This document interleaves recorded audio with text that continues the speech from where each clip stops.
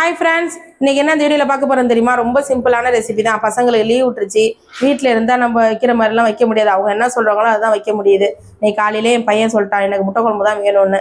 சரி, உடச்சி ஊற்றின முட்டை குழம்பு வச்சு கொடுத்துருவோம் அப்படின்ட்டு ரெடி பண்ணிகிட்டு இருக்கேன். வீடியோக்குள்ளே போகலாமா? முட்டை குழம்புக்கு முதல்ல தேங்காய் அரைச்சி வச்சுக்குவோம். இது ஒரு 3 பத்தை இருக்கும். நான் 3 பேருக்கு செய்யணும், அந்த அளவுக்கு நான் எல்லா அளவும் போடுறேன். ஒரு 3 பத்தை தேங்காய் வச்சுருக்கேன். அப்புறம் வந்து அதில் ஒரு 3 முந்திரி பருப்பு போட்டுக்கலாம். இது முந்திரி பருப்பு போட்டால் நல்லாயிருக்கும். அப்புறம் கசகசா கொஞ்சம், கசகசா வந்து ஒரு 1/4 ஸ்பூன் போட்டுக்கோங்க. இப்போ இதை அரைச்சிட்டு வந்துடும். தேங்காய் அரைச்சாச்சு, இப்போ தாளித்து விட்டுலாமா? கடாய் போட்டாச்சு. இப்போ வந்து ஒரு துண்டு பட்டை, அப்புறம் வந்து ஒரு பூ வந்து கல்பாசி போட்டுக்கிறேன். இப்போ சோம்புத்தூள் கொஞ்சம் போட்டுக்கலாம். அப்புறம் வெங்காயம், கருவேப்பிலை, கொத்தமல்லி.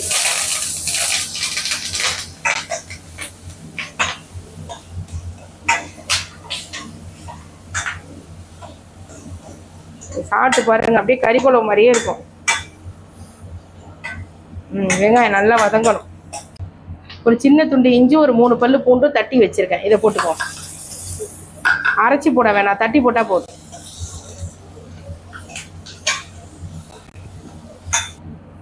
இப்போ தக்காளி போட்டுக்கலாம்.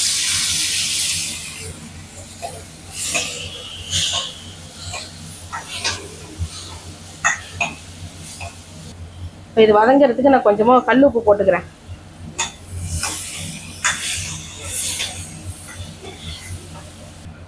அப்புறம் மஞ்சள்தூள் போட்டுக்கலாம். மஞ்சள்தூள் உப்பும் போட்டிங்கன்னா நல்லா வதங்கும், அதுக்கு தான். இது நல்லா வதங்கட்டும். நல்லா சுருளை வதங்கணும்னு சொல்லுவாங்கள்ல, அதுமாரி கரையிற மாதிரி வதங்கினதுக்கு அப்புறம் தான் நம்ம தேங்காய் ஊற்ற முடியும். வதங்கட்டும். நல்லா தக்காளி எப்படி வதங்கிருக்கு பாருங்க, தொக்கு மாதிரி வதங்கிருச்சு.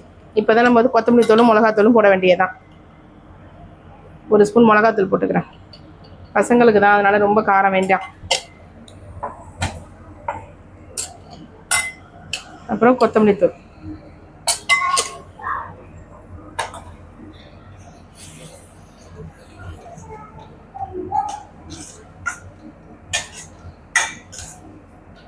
இது நல்லா வதக்கிக்கும்.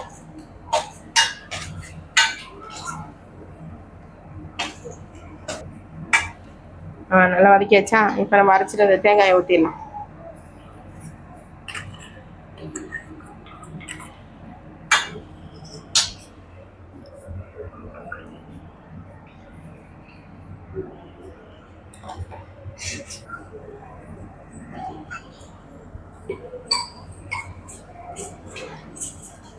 தேங்காய் ஊற்றுனதுக்கப்புறம் எவ்வளோ தண்ணி வேணுமோ அதை கரெக்டாக ஊற்றிக்கோங்க. ஏன்னா இது கொஞ்சம் திக்காக இருந்தால் தான் நல்லாயிருக்கும், தண்ணியாக இருந்தால் நல்லா இருக்காது.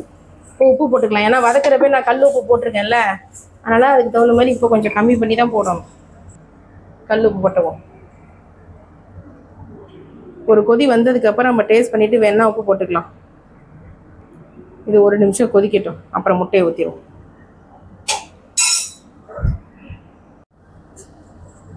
நல்லா திக்காயிடுச்சா? இப்போ முட்டையை ஊற்றிடுவோம். ஒரு 2 நிமிஷம் தான், நல்லா திக்காயிடும். ஏன்னா நம்ம முந்திரி பருப்பும் கசகசாவும் ஊற்றிருக்கோம்ல, நல்லா டக்குன்னு திக்காயிடும். முட்டையை வந்து பொறுமையாக ஊற்றுங்க. அவ்வளோதான். முட்டையை ஊற்றுனதுக்கப்புறம் நம்ம கிளறக்கூடாது.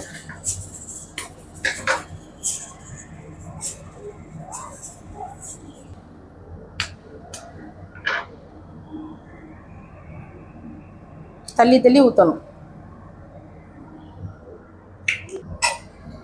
இப்போ வந்து நம்ம கிளறி விடக்கூடாது, அப்படியே க்ளோஸ் பண்ணி வைப்போம். 1 நிமிஷம் அப்படியே இருக்கணும். அப்புறமே நம்ம திருப்பி விட்டு அப்புறம் 1 நிமிஷம். முட்டை குழம்பு ரெடி. நல்லா 1 நிமிஷம் ஆயிடுச்சு. ஒன்றா பொறுமையாக திருப்பணும். முட்டை எங்கெங்கே இருக்குன்னு தேடணும் குழம்புல. ஓகே, இங்கே ஒன்று இருக்கா, அப்படியே திருப்பி விட்டுரும். அப்புறம் ஒன்று திருப்பி விட்டுரும். இங்கே ஒன்று ஊற்றினே,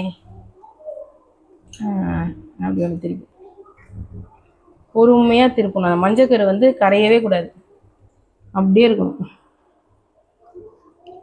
திருப்பி இங்கிட்டு 1 நிமிஷம் இருக்கட்டும். இந்த ஓகே, முட்டை குழம்பு ரெடி. ஆஃப் பண்ணிவிடுவோமா? சூப்பராக இருக்கு பாருங்க. ரொம்ப நேரம் இருக்கக்கூடாது, ரொம்ப கரைஞ்சிரும் அப்புறம் முட்டை. ஆஃப் பண்ணிடுவோமா? பசங்களாம் சாப்பிட்டு உட்காந்தாச்சு. முட்டை குழம்பு மட்டும் வந்து சூடாக சாப்பிட்றணும். ஆறுனா நல்லா இருக்காது, ஏன்னா அந்த முட்டை ஸ்மெல் அடிக்கும்ல. அதனால் சாதமும் சூடாக இருக்கணும், குழம்பும் சூடாக இருக்கணும். பாப்பாவுக்கு பிசைஞ்சு தரணும். சாப்பிட்டு பார்த்துட்டு சொல்றியா பாப்பா? சாப்பிடு. ஒன்று பிசையணுமாப்பா? பிசைக்கிறியா? ஓகே சொல்லு, சாப்பிட்டு சொல்லு.